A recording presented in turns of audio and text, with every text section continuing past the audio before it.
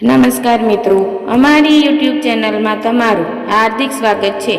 તો અમારી ચેનલમાં નવા હો તો લાઈક શેર સબસ્ક્રાઈબ જરૂર કરી દેજો।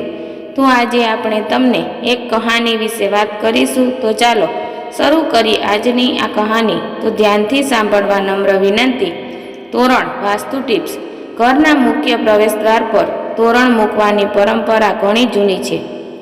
જો તમે તહેવારોની મોસમમાં ઘરે આંબાના પાનનું તોરણ લટકાવવાનું વિચારી રહ્યા છો તો તેનાથી સંબંધિત વાસ્તુ ટિપ્સ જાણવાનું ભૂલશો નહીં। નીચે તોરણમાં કેટલા કેરીના પાન મૂકવા।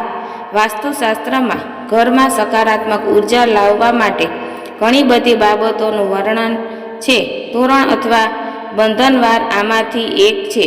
લોકો સામાન્ય રીતે મુખ્ય પ્રવેશદ્વાર પર કૃત્રિમ અને ડિઝાઇનર તોરણ પસંદ કરે છે। તહેવારો દરમિયાન કેરીના પાનનું તોરણ લટકાવવું શુભ માનવામાં આવે છે અને તે ખૂબ જ સકારાત્મક ઉર્જા વહન કરે છે। હિન્દુ ધર્મમાં શુભ પ્રસંગો અથવા તહેવારો દરમિયાન ઘરમાં કેરીના પાનનું તોરણ લટકાવવું શુભ માનવામાં આવે છે। વાસ્તુશાસ્ત્ર અનુસાર તોરણ માત્ર સકારાત્મકતા લાવતું નથી પણ ઘરને શુદ્ધ પણ કરે છે, જે સ્વસ્થ અને સમૃદ્ધ જીવન સુનિશ્ચિત કરે છે। જો તમે તીજ તહેવાર દરમિયાન તેને લટકાવવાનું આયોજન કરી રહ્યા છો તો અહીં એક તોરણમાં ખરેખર કેટલા પાંદડા હોય છે તે જુઓ। તોરણમાં કેટલા કેરીના પાન છે। વાસ્તુશાસ્ત્ર મુજબ તોરણમાં કેટલા કેરીના પાન વાપરવા તે એકવાર ચકાસી લેવું જોઈએ। શાસ્ત્ર મુજબ તોરણમાં 5, 7, 11 અને 21 કેરીના પાનનો ઉપયોગ કરવો શુભ છે।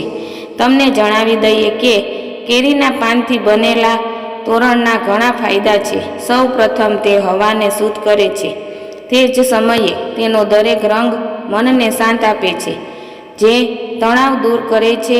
આવી સ્થિતિમાં કેરીના પાનની બનેલું તોરણ માનસિક શાંતિ પ્રદાન કરે છે, ઘરની સુંદરતા વધારવા ઉપરાંત તે ખરાબ નજરથી પણ બચાવે છે। દિવાળી પર કરો આ કામ। દર વર્ષે કાર્તિક મહિનાના અમાસના દિવસે દિવાળી ઉજવવામાં આવે છે।